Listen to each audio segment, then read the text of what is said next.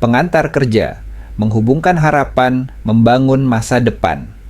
Tahukah kamu, ada sosok penting di balik setiap peluang kerja yang tercipta? Mereka bukan headline berita, tapi merekalah garda terdepan dalam dunia ketenaga kerjaan. Mereka adalah pejabat, fungsional, pengantar kerja.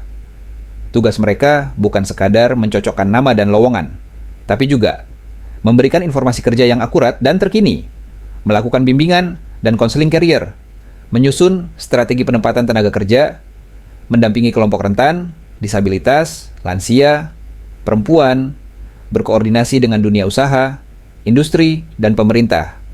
Di era sekarang, peran mereka makin penting.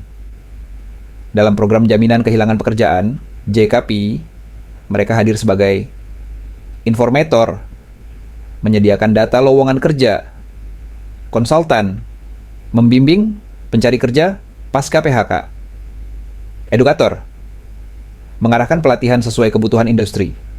Tapi tentu saja pekerjaan ini bukan tanpa tantangan.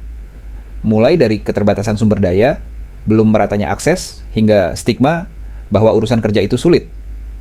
Namun, mereka terus bergerak, diam-diam, berdampak besar.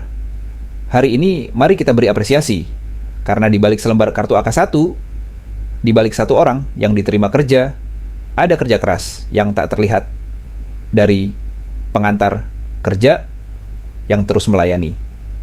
Pengantar kerja.